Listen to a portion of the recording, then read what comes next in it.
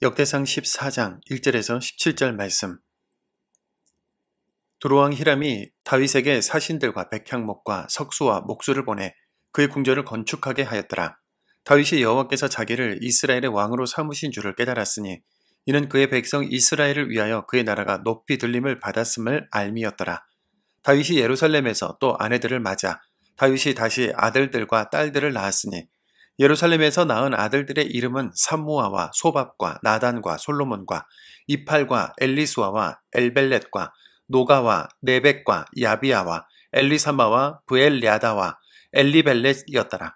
다윗이 기름 부음을 받아 온 이스라엘의 왕이 되었다 함을 블레셋 사람들이 듣고 모든 블레셋 사람들이 다윗을 찾으러 올라오매 다윗이 듣고 대항하러 나갔으나 블레셋 사람들이 이미 이르러 르바임 골짜기로 쳐들어온지라. 다윗이 하나님께 물어 이르되 내가 블레셋 사람들을 치러 올라가리이까 주께서 그들을 내 손에 넘기시겠나이까 하니 여호와께서 그에게 이르시되 올라가라 내가 그들을 내 손에 넘기리라 하신지라. 이에 무리가 바알브라심으로 올라갔더니 다윗이 거기서 그들을 치고 다윗이 이르되 하나님이 물을 쪼겜같이 내 손으로 내 대적을 흩으셨다 하므로 그곳 이름을 바알브라심이라 부르니라. 블레셋 사람이 그들의 우상을 그곳에 버렸으므로 다윗이 명령하여 불에 사르니라. 블레셋 사람들이 다시 골짜기를 침범한지라.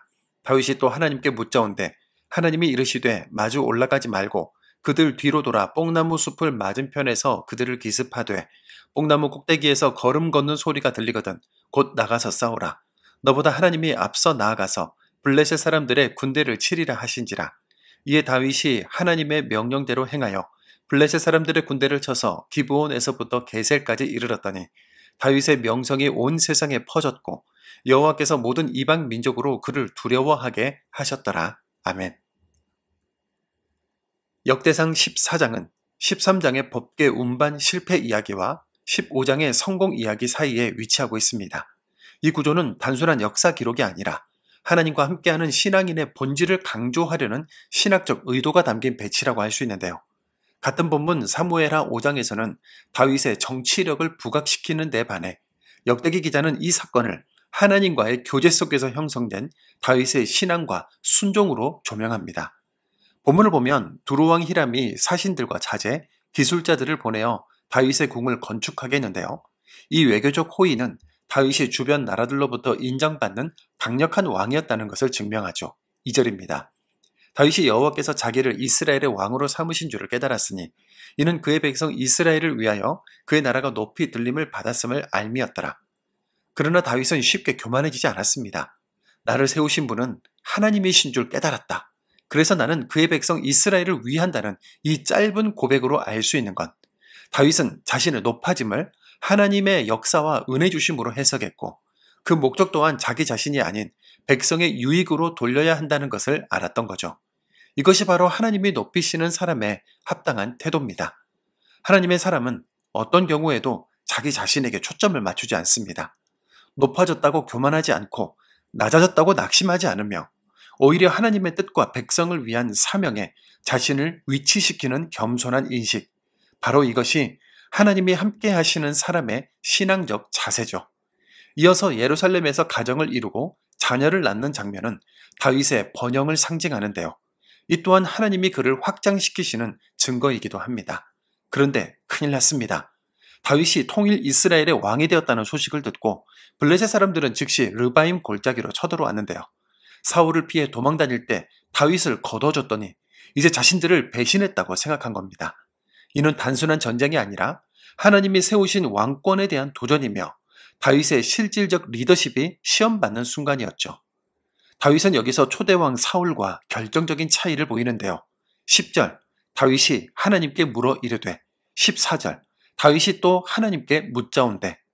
그는 전투의 상황마다 자신의 지혜나 경험으로 처리하지 않고 하나님의 뜻을 먼저 구했으며 하나님은 그의 질문에 침묵하지 않으시고 구체적인 전술과 타이밍까지 알려주셨습니다. 이 모습은 13장에서 언약궤를 제 마음대로 운반하다 실패한 장면과 대조되지 않습니까?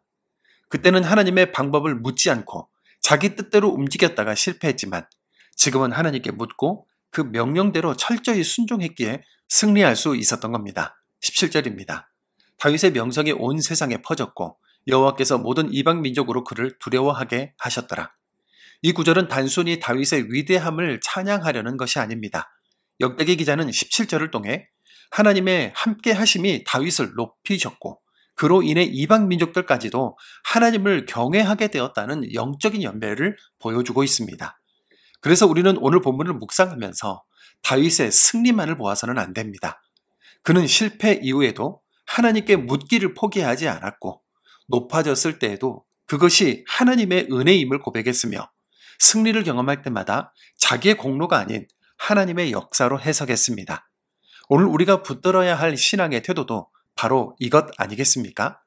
나의 나된 것은 하나님의 은혜요. 내가 경청하고 순종해야 할 것은 하나님의 말씀뿐입니다. 이 믿음으로 오늘을 사는 동안 영적인 승리가 우리 인생 가운데 활짝 펼쳐지기를 소망합니다. 사랑해 주님, 인생의 수많은 사연과 사건들 속에서 우리의 마음이 분주하고 흩어질 때가 많음을 고백합니다. 위기요, 어려움이라고 생각이 될 때마다 자꾸 인간적인 방법과 생각들이 먼저 생각나는 우리는 여전히 하나님께 묻기를 주저하고 있는 존재입니다. 다윗처럼 하나님의 뜻을 생각하며 살게 해주시고 그 은혜에 합당한 겸손과 순종을 허락하여 주옵소서. 하나님의 말씀 앞에 늘 묻고 응답에 따라 움직이는 그리스도인이 되게 하시며 우리를 통해 교회의 본질이 세워지게 하여 주옵소서. 예수님의 이름으로 기도드립니다. 아멘.